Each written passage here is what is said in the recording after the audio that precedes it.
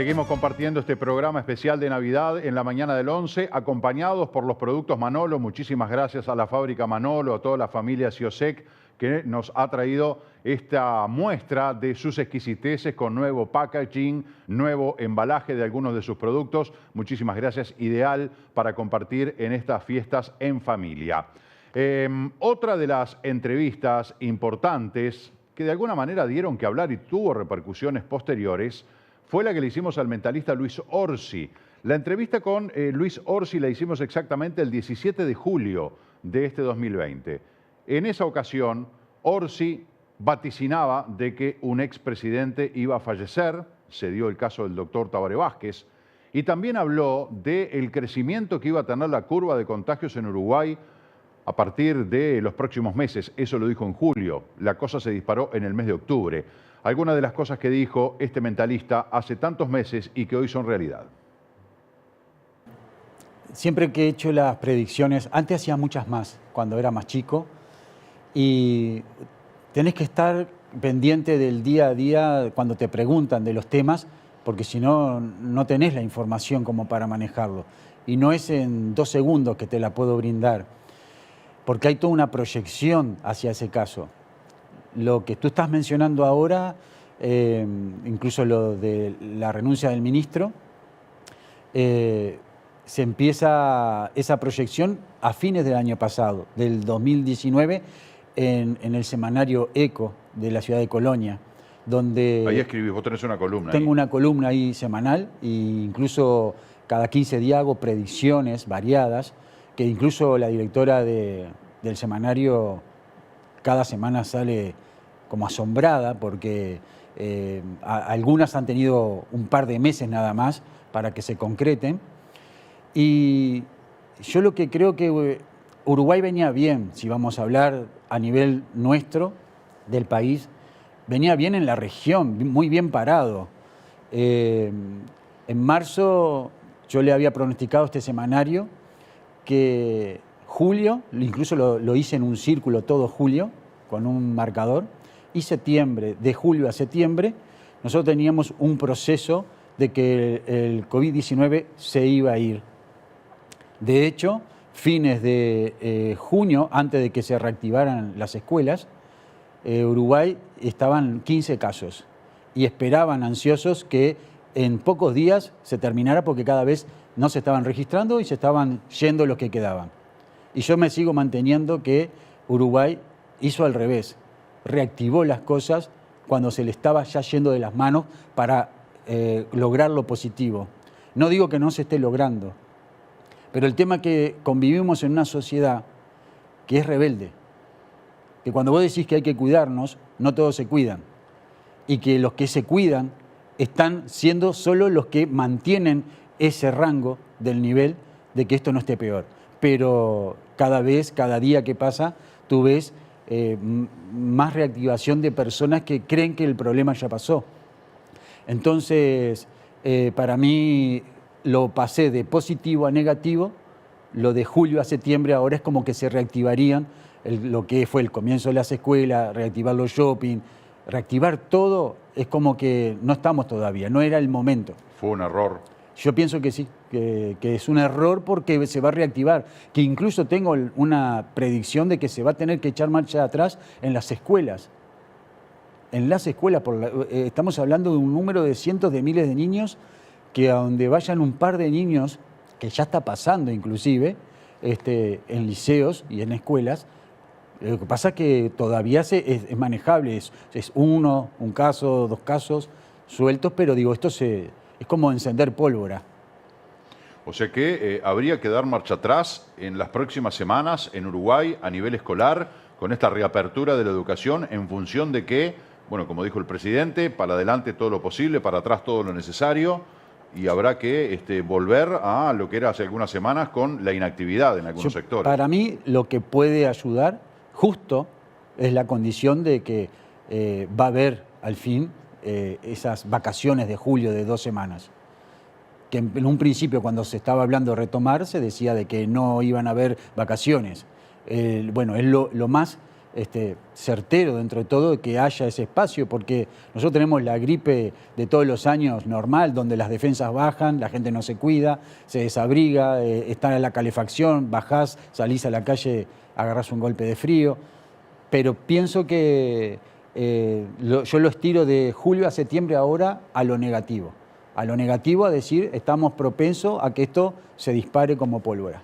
Pero esto podría llegar a tener una situación como, por ejemplo, sin ir a la situación de Brasil, porque ahí ya hay un manejo institucional bastante irresponsable de la cosa que en Uruguay creo que todos coincidimos en que no, pero una situación como Argentina, una situación como algún país de Europa, que de repente creían tener las cosas controladas, aflojaron un poquito las hinchas, se les dio vuelta al recado, como dice el ministro del Interior. ¿Podría pasar algo así en Uruguay? Podría pasar, pero ni siquiera hablaría de lo que está sucediendo en la Argentina, ¿no? Porque incluso son 30 millones de habitantes. Está bien, digo, pero nosotros, proporcionalmente. Nosotros, ahí está, con 3 millones, que hablemos de cientos de casos y de miles de casos, ya es demasiado para nosotros, porque somos 3 millones. Entonces, creo que Uruguay venía muy bien a lo que es el ejemplo a nivel mundial, y bueno, era mantenerse. Yo prefiero 2 meses más de reposo que padecer después 8 más de quietud y de más complicaciones. Y desde el punto de vista laboral, porque hablamos de lo sanitario, ¿verdad? De cuidarnos para no contagiarnos, para mantener las conductas de la distancia social, uso de barbijo, etcétera, etcétera. En lo económico, está habiendo un deterioro subyacente gravísimo. Cantidad de gente sin trabajo, empresas que han cerrado y no van a poder volver, dificultades, no solamente a nivel nacional, que decimos, bueno, buscaremos, no, es a nivel nacional, regional, mundial, es un problema de una magnitud muy importante. Y desde el punto de vista económico, ¿qué es lo que avisorás vos? Bueno, yo en el semanario lo cito porque está la fuente confiable de lo que voy a decir. A principios de año yo decía que Uruguay va a abrir nuevos mercados fuera de lo que es el Mercosur. Iba a generar nuevos tratados de comercio con países que no estaba tratando. El hecho de lo que es el país va a tender a abrir fuentes de trabajo nuevas. Y hace mucho tiempo, en una entrevista que nosotros tuvimos, yo decía que cuando hablamos del niño, ¿te acordás que se cayó en España? Yo decía que cuando sucede un hecho a nivel mundial, que la naturaleza golpea, es que la gente cambia. Cuando hay un terremoto, que ves que mandan perros israelíes a otro país, pero si acá se le cayera la casa a alguien, no mandan la ayuda necesaria, son los vecinos los que ayudarían y algo de lo que puede ser el Estado de ese país que ayudaría a esa catástrofe, vamos a ponerle, ¿no? Pero creo que esto, lo del COVID-19, le está haciendo replantearse a las personas la enorme voluntad de cuidar lo que tiene. Y es ahí donde creo que la conciencia de una persona se puede despertar o no, porque ves que hay personas que le decís que manejen con cuidado y te pasan a 180 kilómetros, te siguen pasando a 180 kilómetros sin importarle nada. Entonces yo creo que acá la importancia, con el esfuerzo que se va a hacer, porque claro, todo el mundo quiere trabajar, pero no se quiere cuidar. Entonces, es como decir, ¿qué está primero, el huevo o la gallina? Acá hay un punto de que las personas tienen que abrir esa conciencia de cuidarse día a día, más que el que quiere trabajar para poder continuar de trabajar. Si tú abrís las fábricas y se infestan los empleados, la fábrica para, por más que quiso abrir. Entonces, es una conducta general, no solamente que los empresarios abran la llave o le den la llave para que esto se reactive. En tu mirada, esto del COVID-19 es real, partimos de esa premisa, pero ¿es algo de laboratorio? Sí. ¿Es algo de manejos entre las potencias China y Estados Unidos que salió mal, se fue de las manos? No, no se fue mal, sino que es un testeo. Porque incluso yo tengo otra predicción que después del COVID-19 viene otro, peor que el COVID-19. Entonces esto es... Gracias, para un viernes es ideal, una noticia así, ¿no? Decir, che, vamos a hablar de... Esto no es nada, se viene algo peor todavía. Sí, digo, no te voy a decir no que es va a para ser... reírse, pero no, la verdad que me causa sorpresa. No es inmediato, pero es un testeo, ¿no? Digo, esto es así.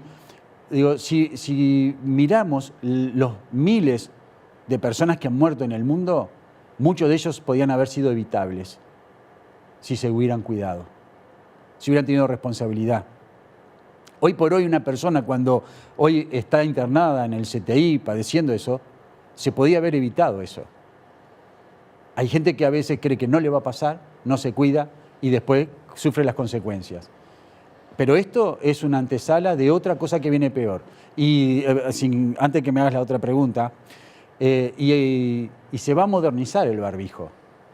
Hoy el de tela que tenemos se va a modernizar. Vamos a tener un barbijo transparente de policarbonato con filtros que lo vas a comprar como un par de lentes.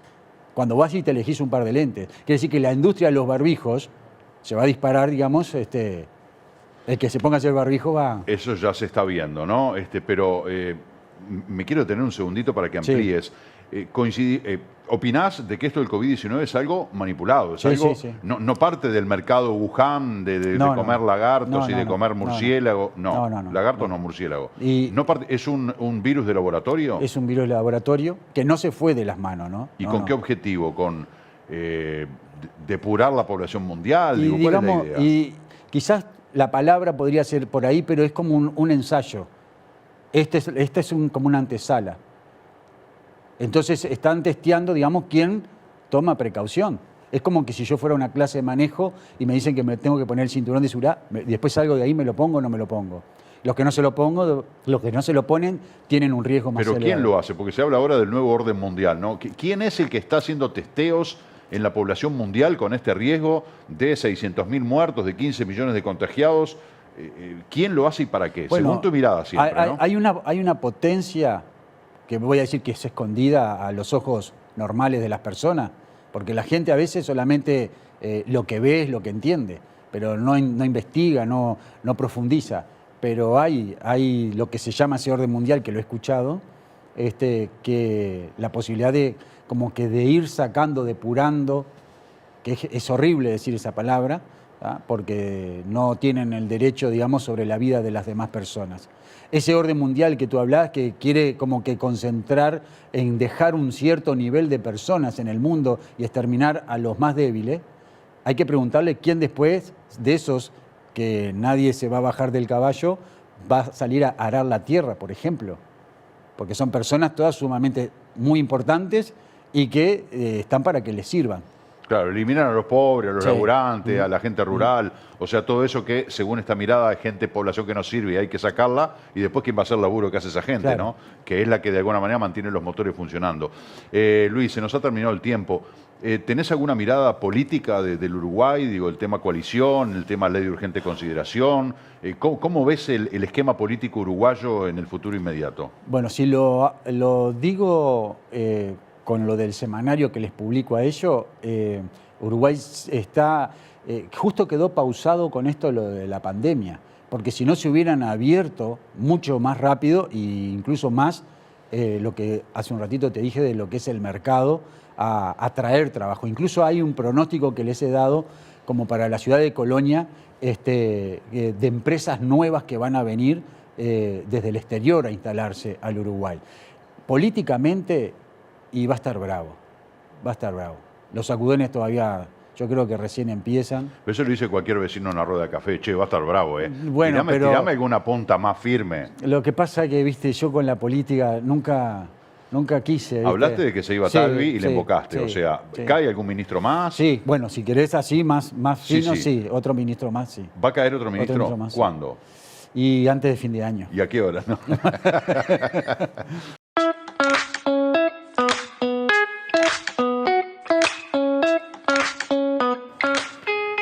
Y otro de los móviles que hemos compartido a lo largo de este año ha sido el que hicimos desde el Museo Mazzoni con un doctor Fernando Cairo que siempre es exquisito en sus explicaciones y además abundante en su información histórica que nos pinta de cuerpo entero. Es como si nos pintara esa realidad solo con palabras en un instante. Esto es lo que decía Cairo en aquella ocasión. Estamos en la sala Francisco Aguilar y Leal, bueno, distintas salas de la casa que tienen un destinatario, un homenaje particular. ¿Cómo es esto? Sí, Mazzoni cuando armó su museo fue recreando lo que sería una vivienda en la época colonial y también un poco en la época patricia, ¿verdad? Y esta es la sala, lo que nosotros conocemos como living, en inglés, ¿verdad?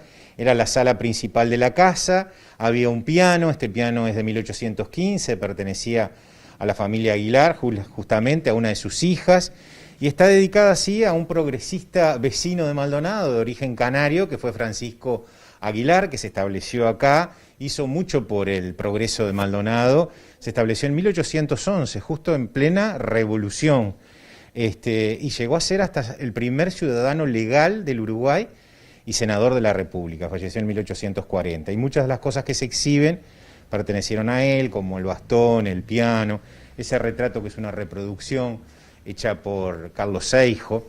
También tenemos algunas pinturas interesantes, como de Manuel Rosé, de Arzadum, el coronel Mancebo, plantador, forestador de la zona, sobre todo de pinares. Aquello es una parte del éxodo del pueblo oriental, de Guillermo Rodríguez. En fin, impresionante es la cantidad. Interesante, y además muchos objetos, todos vinculados, por ejemplo, ahí se puede ver prácticamente la historia del mate en el Uruguay, desde los más burdos y sencillos a los más sofisticados, o la evolución de la iluminación en esta otra vitrina, donde se ven cómo se hacían las velas y toda la evolución de cómo era la iluminación en otras épocas. Acá abajo vemos azulejos y cerámicas que se hacían en el propio Maldonado, justamente de la fábrica de Francisco Aguilar. Este escritorio que vemos acá, que era el que usaba Francisco Mazzoni, perteneció a la familia de Ventura Alegre, un héroe americano, oriundo de Maldonado, y cuya familia se estableció acá. Y tenemos después la sala Mazzoni, que es como, me imagino, la más especial, o No, acá ido de su esta cuarto, era ¿qué hora? Sí, esta cama perteneció al general de la Llana, pero en realidad Mazzoni la usaba como cama propia, es una cama con doncel, una cama inglesa, como se puede apreciar, y él la usaba como propia. Pero del general de la Llana tenemos, por ejemplo, el uniforme, era un general colorado, bastante sanguinario, que vivió en la zona de Aiguá, y allí tenemos un retrato de Francisco Mazzoni a los 80 años dando un discurso en la plaza. ¿Quién era Mazzoni? Para la gente que dice el Museo Mazzoni, la gente que no conoce mucha historia, bueno, yo particularmente tampoco conozco mucho. ¿Quién era? ¿Qué fue Mazzoni? El profesor Mazzoni en realidad vino a curar un mal de salud bronquial que tenía y se estableció en la zona en 1917. En 1926 compró esta casa, que era una ruina, una tapera, la denominada Casa Fajardo, porque en la época colonial perteneció a la familia Fajardo, y la tomó como suya, la reconstruyó y hizo su propia casa. Y tuvo la virtud de ir acumulando objetos que después se volvieron históricos, pertenecientes a la época colonial y patricia, ¿verdad? Y fue así que logró este museo histórico, del cual hoy gozamos, y gracias a él se salvaguardaron muchos objetos que si no, no hubieran podido llegar hasta nuestros días, ¿verdad? Claro, y aparte la casa, todo el museo, sigue para atrás, tiene un fondo donde también se me comentaba que se realizan actividades. Ahora en este momento tiene 3 patios, un patio central y tiene 2 patios más al fondo, y en el fondo tiene una sala de exposiciones y de conferencias que es utilizada, antes de la pandemia, todos los meses con exposiciones temporales, y también para el dictado de conferencias, charlas, presentaciones de libros. Este dormitorio que están viendo es un dormitorio de las damas fernandinas. Estas 2 camas son camas portuguesas, muy interesantes, que estaban en Maldonado, en ese Maldonado, cuando tuvimos la ocupación brasileña en esta zona, portuguesa primero y brasileña después, y que quedaron y que formaron parte de alguna familia que está debidamente documentada, pero son camas muy buenas, de jacarandá y con una ebasternería propia de los maestros portugueses y brasileños de la época, ¿verdad?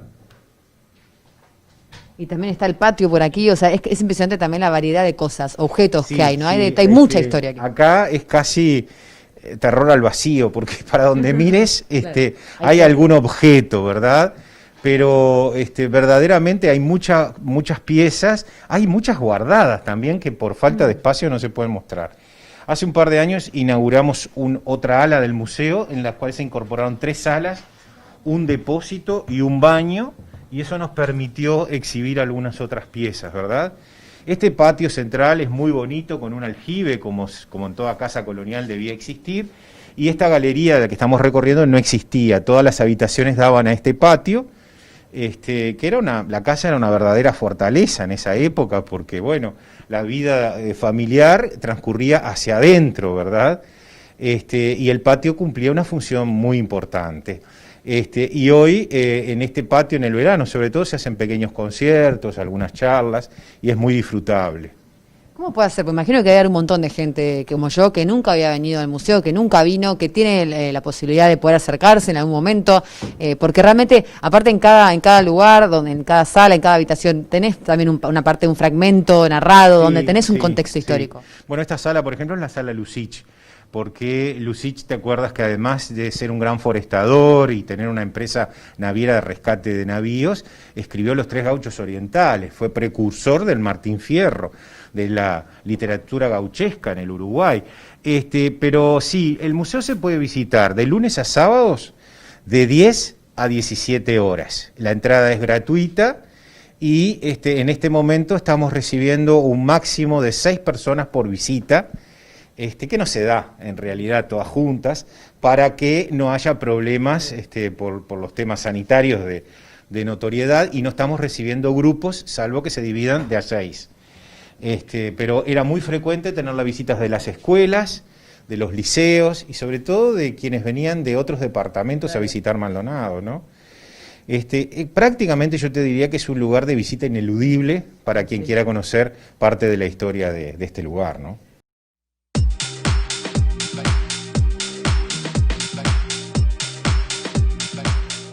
Hacemos una nueva pausa y de inmediato estamos otra vez con ustedes.